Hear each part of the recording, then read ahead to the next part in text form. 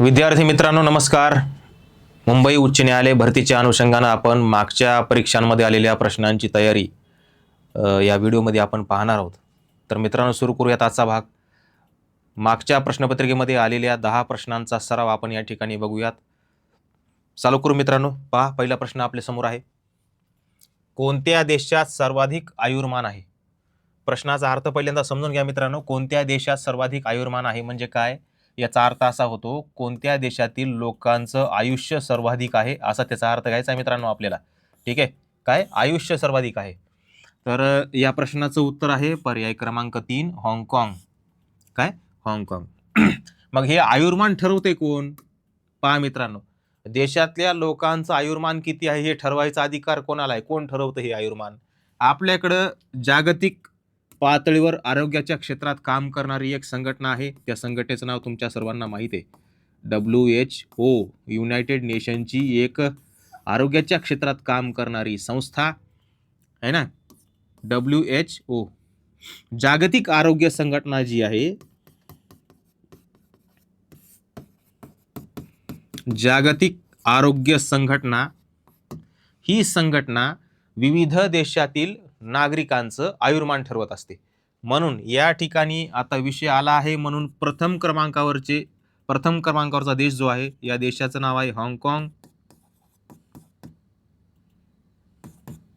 त्यानंतर नंबर 2 ला आहे, जगातले प्रथम 3 देश आपण पाहूयात. नंबर 2 ला आहे या ठिकाणी जपान. आणि तिसऱ्या क्रमांकाचा जो देश आहे त्या देशाचं नाव आहे मकाऊ. तर मित्रांनो पहा, हाँगकाँग आणि जपान या 2 देशातील लोकांचं आयुर्मान सरासरी 85 वर्षे आहे. किती वर्ष मित्रांनो? सरासरी 85 वर्ष. आणि मकाऊ या देशातील नागरिकांचं सरासरी आयुष्यमान जे आहे ते 84 वर्षाचं आहे. किती वर्षाचं? 84 वर्षाचं. ठीक आहे, पहा मित्रांनो, जागतिक आरोग्य संघटना आहे ना. तर मग आता याच्यावरही तुम्हाला येऊ शकतो एखाद्या वेळेस प्रश्न. जागतिक आरोग्य संघटनेचं मुख्यालय तुमच्या सर्वांना माहिती आहे, शहराचं नाव जिनेवा. आणि देशाचं नाव तुम्हाला विचारलं तर सांगून द्यायचं स्वित्झर्लंड. स्वित्झर्लंड या देशामध्ये आहे. जागतिक आरोग्य संघटनेची स्थापना 1948 या वर्षी करण्यात आली. ठीक आहे, चला पुढचा प्रश्न बघूयात आपण काय आहे. तर कोणत्या ग्रहाला लाल ग्रह म्हणून ओळखले जाते? कोणत्या ग्रहाला लाल ग्रह म्हणून ओळखले जाते? इथं पर्याय आपल्या सर्वांच्या समोर आहेत, गुरु, प्लुटो, मंगळ आणि शनी. तर या प्रश्नाचं उत्तर आहे पर्याय क्रमांक 3 मंगळ ग्रह. कोणता ग्रह? मंगळ ग्रह. ठीक आहे, तर एक या ठिकाणी आपण सर्वांनी नंबर लक्षात ठेवायचा आहे. मी नेहमी क्लासमध्ये मुलांना शिकवताना सांगत असतो 86 57 12 43. पहा मित्रांनो, मला काय म्हणायचंय तुमच्या लक्षात येईल. 86 57 12 43 हा जो 8 अंकी नंबर आहे, याच नंबरमध्ये तुम्हाला 7 हा अंक दिसेल. हा 7 जो अंक आहे हा कशासाठी आहे? आकारमानानुसार लागणारा ग्रहांचा जो क्रम आहे त्या अनुषंगाने हा नंबर आपल्याला सांगता येईल. म्हणजे काय, 2 मिनिटात सांगतो. पण सूर्यापासून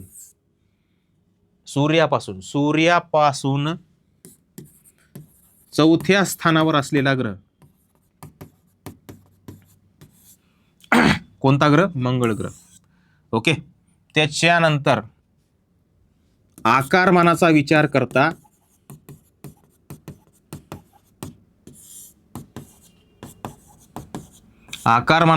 केला तर या ग्रहाचा क्रमांक लागतो 7वा. म्हणजे सूर्यमालेतील 8 ग्रहांचा विचार करता 7वा मोठा ग्रह म्हणलं तर कुठला ग्रह सांगता येईल आपल्याला? मंगळ. मग आता प्रश्नाकडे येऊयात पुन्हा एकदा. कोणत्या ग्रहाला लाल ग्रह म्हणून ओळखले जाते? तर मंगळला. पण का? कशासाठी? लालच कशामुळे? कारण आपल्या सर्वांना एक गोष्ट माहिती पाहिजे, Fe2O3 म्हणजेच आयर्न ऑक्साईड. आणि आयर्न ऑक्साईडचं प्रमाण त्या मंगळ ग्रहाच्या जमिनीमध्ये जास्त आहे किंवा मंगळ ग्रहामध्ये जास्त आहे म्हणून. तर यालाच आपण आपल्या भाषेमध्ये काय म्हणतो, दैनंदिन जीवनातल्या भाषेमध्ये आपण याला म्हणतो गंज, आहे ना. वस्तू गंजणे, लोखंड गंजलं, लाल चट्टा लाल डाग त्याच्यावरती आपण पाहतो की नाही, है ना.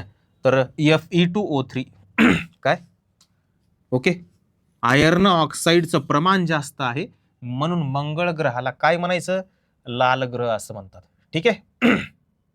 त्यानंतर बघा मित्रांनो, प्रथम क्रमांकावरती या ठिकाणी बुध, त्यानंतर आहे शुक्र, त्यानंतर आहे पृथ्वी आणि त्यानंतर चौथ्या क्रमांकाचा म्हणलं तर मंगळ येतो. मंगळ.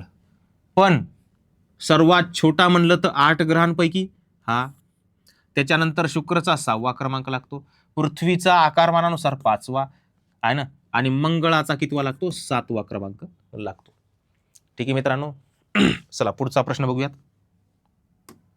पुढचा प्रश्न आहे, शिवसागर धरण कोणत्या नदीवर बांधलेले आहे ना. पहा मित्रांनो, प्रश्नाचं उत्तर आहे कोयना. आणि पहा याच्यावरती भरपूर उपप्रश्न तयार होतात ज्यावेळेस आपण भूगोलाची अशी छान प्रश्न आपण या ठिकाणी बघूयात, त्यावेळेस मी तुम्हाला अतिशय विस्तृत स्वरूपात सांगेल. पण आता विषय निघालाय म्हणून कोयना नदी कोणत्या नदीची उपनदी सांगायची, कृष्णा नदीची उपनदी. कृष्णा नदीची उपनदी आहे. ओके. मग तुम्हाला याच्यात आणखीन जर विचारलं ठिकाण, तर ठिकाण तुम्ही सांगून द्यायचं. जिल्ह्याचं नाव काय सांगता, सातारा.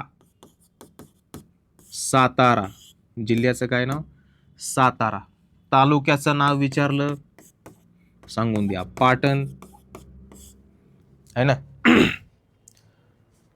पाटण तालुक्यामध्ये सातारा जिल्ह्यामध्ये आहे ना कोयना नदी आहे. त्याच नंतर कोयना नदीच्याच या क्षेत्रामध्ये अभयारण्य देखील आहे.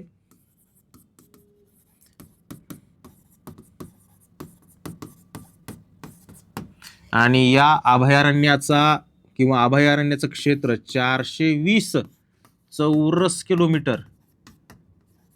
आणि या अभयारण्यामध्ये एक किल्ला आहे मित्रांनो, त्या किल्ल्याचं नाव काय, वासोटा किल्ला.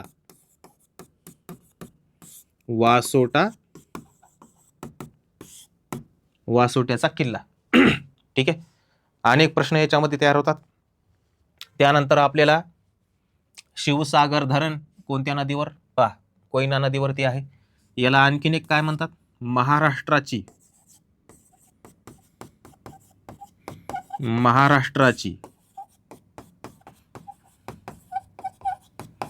भाग्यलक्ष्मी म्हणलं जातं मित्रांनो. ठीक आहे, महाराष्ट्राची भाग्यलक्ष्मी. ओके, इतकी माहिती भरपूर झाली. चला पुढचा प्रश्न बघू.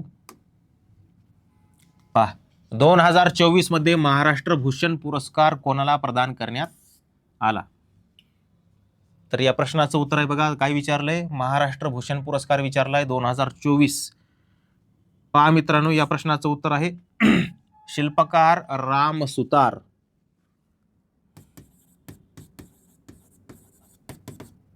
शिल्पकार राम सुतार.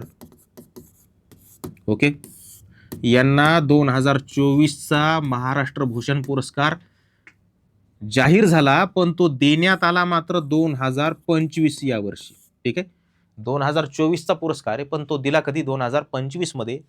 आणि अशातच तुमच्या सर्वांनी न्यूज बघितली असेल, 18 डिसेंबर 2025 या दिवशी राम सुतार यांचं निधन झालेलं आहे, 101व्या वर्षी. ठीक आहे. त्यानंतर पहा मित्रांनो, हे कोण होते, तर हे शिल्पकार आहे ना, शिल्पकार होते. आणि शिल्पकार त्याच नंतर एकट्या दिल्ली शहरामध्ये जवळपास 50 विविध व्यक्तींचे, महापुरुषांचे पुतळे जे आहेत, तर राम सुतार हे शिल्पकार जे यांनी तयार केलेले आहेत. तर यांना महाराष्ट्र भूषण पुरस्कार 2024चा जाहीर झालेला होता, तो दिला 2025 मध्ये. पहा मित्रांनो, याच्या आधी यांना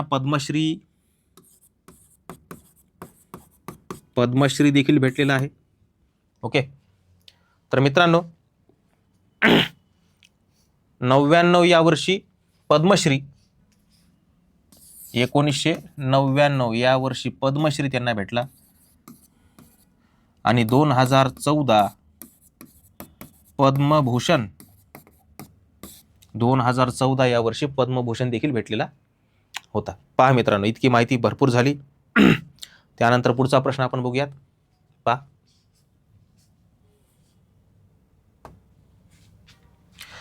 महाराष्ट्रातील राज्यसभेच्या जागांची संख्या किती आहे? पहा मित्रांनो, नेहमी परीक्षेला हा प्रश्न येतो. राज्यसभेच्या जागा आपण सर्वांनी लक्षात ठेवायच्या असतात. राज्यसभा, लोकसभा, विधानसभा आणि आता सध्या तरी निवडणुकींचा काळ असल्यामुळं स्थानिक स्वराज्य संस्थांच्या देखील जागा ज्या आहेत त्या कमी जास्त नेहमी होतात. तो पण आपण भाग लक्षात ठेवला पाहिजे. ओके, प्रश्नाचं उत्तर किती सांगायचं? 19. म्हणून महाराष्ट्रामध्ये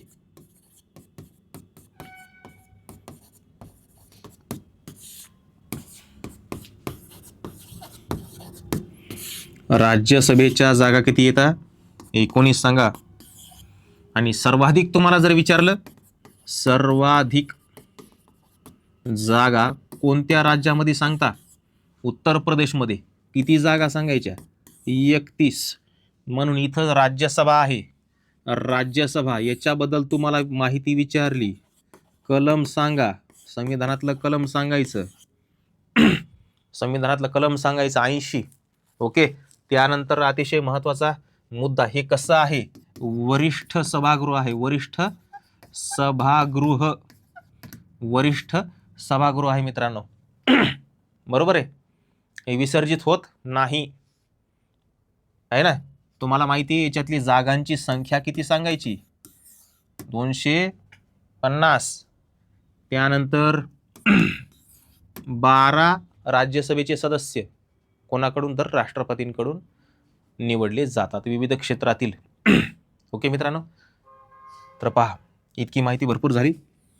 पुढचा आपण प्रश्न बघू. भूभागाच्या बाबतीत महाराष्ट्रातील दुसऱ्या क्रमांकाचा सर्वात मोठा जिल्हा कोणता आहे? है ना. तर पहा मित्रांनो, या प्रश्नाचं उत्तर आहे पुणे. ठीक आहे. म्हणून बघा, आता भूभागाचा विचार करता आपण काय करूयात, क्रमानं येणारे जे जिल्हे आहेत ते आपण पाहूयात. पहा, पहिला यामध्ये आपण सर्वांनी लक्षात घ्यायचं आहे अहिल्यानगर.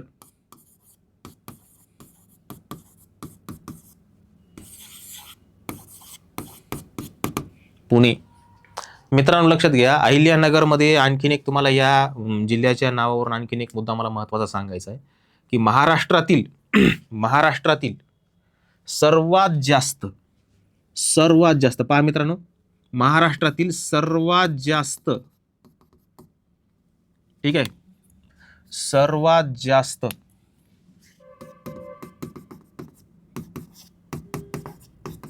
ग्रामीण लोकसंख्या कोणत्या जिल्ह्यात राहते? पहा, महाराष्ट्रातील सर्वात जास्त ग्रामीण लोकसंख्या ही अहिल्यानगर या जिल्ह्यामध्ये आहे. ठीक आहे. त्यानंतर पहा, तिसऱ्या क्रमांकाचा आपण सर्वांनी लक्षात घ्यायचा आहे नाशिक. चौथ्या क्रमांकाचा लक्षात घ्यायचा आहे सोलापूर. चौथ्या क्रमांकाचा काय लक्षात घ्यायचं आहे? सोलापूर. आणि नंतर लक्षात घ्यायचं आहे सोलापूरपेक्षाही छोटा असलेला नागपूर.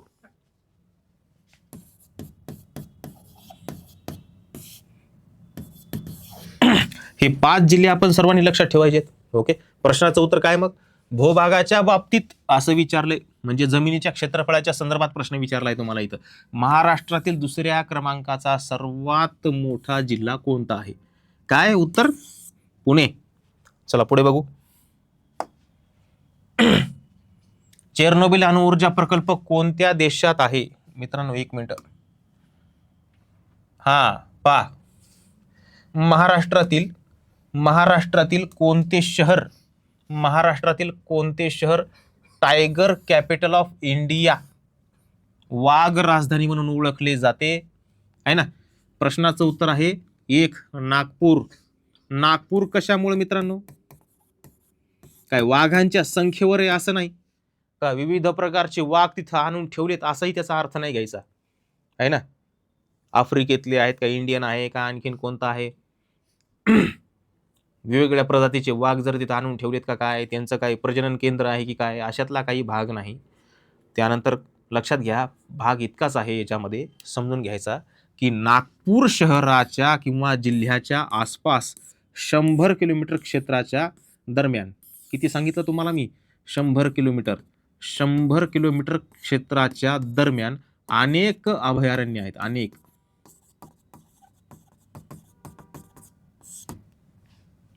अनेक. आणि ही जागा वाघांसाठी अतिशय उपयुक्त आहे, त्यांच्या अधिवासासाठी, त्यांच्या राहण्यासाठी, शिकारीसाठी, त्यांच्या नैसर्गिक वाढीसाठी अतिशय महत्त्वाची जागा आहे. म्हणजे हे मध्यवर्ती ठिकाण आहे नागपूर जिल्हा. आलं का लक्षात? त्यानंतर तुमच्या सर्वांना माहिती असेल पेंच अभयारण्य महाराष्ट्र आणि मध्य प्रदेश या 2 राज्यांमध्ये पसरलेले आहे ना. त्यानंतर ताडोबा अंधारी आहे. त्यानंतर पुन्हा आणखीन आता बघा कसं आहे की या नागपूर जिल्ह्याच्या या जवळपासच्या 100 किलोमीटरच्या क्षेत्रामध्ये अनेक अभयारण्य आहेत आणि ते वाघाच्या वाढीसाठी, नैसर्गिक अधिवासासाठी अतिशय पोषक असं वातावरण. म्हणून महाराष्ट्रातील कोणते शहर किंवा कोणता जिल्हा हा काय म्हणतात आहे ना, वाघ राजधानी म्हणून ओळखली जाते. कोणत्या शहराला? नागपूरला. चला पुढे जाऊ. चेर्नोबिल अणुऊर्जा प्रकल्प कोणत्या देशात आहे? पहा मित्रांनो, सध्याला मागच्या 1.5-2 वर्षांपासून 2 वर्षांपासून 2 देशांमध्ये युद्ध सुरू आहे. सर्वांना माहिती आहे, न्यूज बघत असले तर. रशिया विरुद्ध काय हो? युक्रेन. कोणतं क्रेन? युक्रेन, आहे ना. रशिया विरुद्ध युक्रेन. मग मित्रांनो लक्षात घ्या, रशिया आणि युक्रेन याच्यामध्ये फार मोठा वाद चालू आहे. असू द्या, त्या युद्धामध्ये आपल्याला पडायचं नाही, पण हा करंट अफेअर्सचा भाग आहे ना. आणि यानंतर इथं पुतीन आणि झेलेन्स्की यांच्या दरम्यान असलेला वाद येतो. असू द्या, त्याविषयी आपल्याला घेणदेण नाही. पण चेर्नोबिल अणुऊर्जा प्रकल्प जो तो 2 नंतर रशियन सैन्यानं त्याच्यावरती कब्जा केलेला होता. रशियन सैन्याने त्यावरती कब्जा केला आणि काही काळ ते स्वतःकडे ठेवलेलं होतं. असो या ठिकाणी. त्यानंतर आणखीन एक तुम्हाला सांगायचं झालं तर रशिया आहे ना, युक्रेन आणि त्यानंतर आंतरराष्ट्रीय सीमेपासून आपण जर विचार केला तर चेर्नोबिल अणुऊर्जा प्रकल्प हा 16 किलोमीटर लांबीवर आहे आंतरराष्ट्रीय सीमेपासून. ओके ना. तर पहा मित्रांनो, एकदा दुर्घटना घडली होती फार मोठी. असो त्यानंतर पुढे बघू आपण. एलिफंटा लेण्यांना युनेस्कोच्या जागतिक वारसा स्थळाचा दर्जा कोणत्या वर्षी देण्यात आला? युनेस्कोचा जागतिक वारसा दर्जा, वारसा स्थळाचा दर्जा. पहा मित्रांनो, या प्रश्नाचं उत्तर आहे 1987. 1987 या वर्षी युनेस्कोनं काय केलं होतं?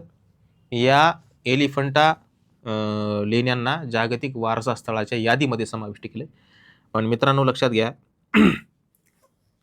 1987 जरी असलं तरी या एलिफंटा लेण्यांच्या संदर्भात तुम्हाला 1-2 प्रश्न नेहमी विचारले जाऊ शकतात. त्याच्यातला पहिला प्रश्न, या लेण्यांचं दुसरं काय नाव आहे? या लेण्यांनाच काय म्हणतो आपण? घारापुरीच्या लेण्या. पण घारापुरी कशावरून नाव पडलं असं म्हणतात, फिक्स नक्की उल्लेख नाही, पण असं म्हणलं जातं की हे नाव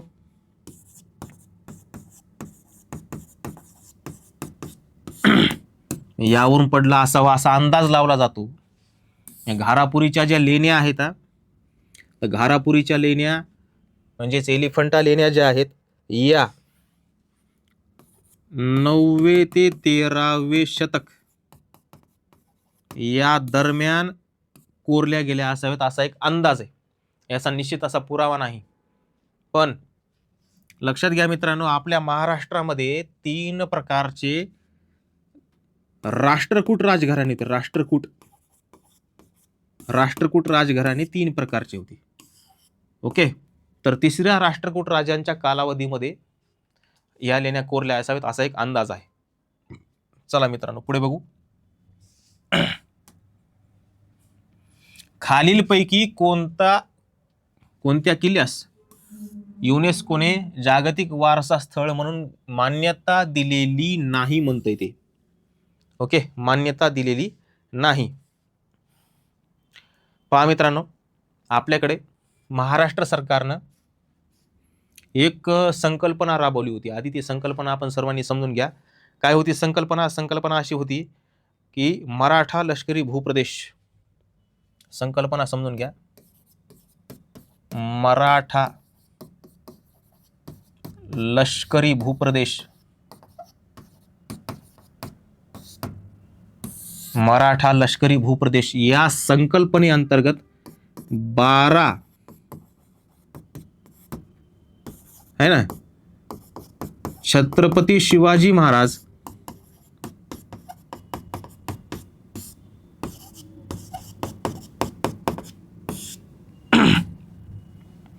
यांच्या जीवनाशी संबंधित असलेले 12 जे किल्ले आहेत यांना जागतिक वारसा स्थळांच्या यादीमध्ये नाव देण्यात यावे अशी महाराष्ट्र सरकारनं एक संकल्पना मांडली आणि त्यासाठी प्रयत्न देखील केले होते आंतरराष्ट्रीय पातळीवरती. म्हणून त्या 12 किल्ल्यांच्या यादीमध्ये साल्हेर, लोहगड आणि शिवनेरी यांचा समावेश होतो, पण पुरंदरचा समावेश मात्र होत नाही. म्हणून या प्रश्नाचं उत्तर आपल्याला काय सांगता येईल? पुरंदर. बरोबर आहे, पुरंदर. अतिशय महत्त्वाचं ठिकाण आहे. आणि मित्रांनो लक्षात घ्या, छत्रपती संभाजी महाराज यांचं जन्म ठिकाण, त्याचनंतर आपल्याला लक्षात घ्यायचं म्हणलं तर सह्याद्रीच्या पर्वतरांगेमध्ये आहे. जिल्हा विचारला तर आपण पुणे सांगायचं आणि जवळचं तुम्हाला जर शहर विचारलं तर तुम्ही सासवड सांगू शकता. ओके, तर पहा मित्रांनो, अशा पद्धतीनं आपण मागच्या मुंबई उच्च न्यायालय भरतीच्या प्रश्नपत्रिकेमध्ये जे प्रश्न आले होते त्याचा आपण भाग या ठिकाणी अतिशय विस्तृत स्वरूपात बघितलेला आहे. तर मित्रांनो, अशाच पद्धतीनं पुढच्या भागामध्ये याआधी जे काही प्रश्न विचारले त्या सर्व प्रश्नांचा सराव मी आपल्यासाठी घेणार आहे. चला मित्रांनो, थांबूयात. धन्यवाद.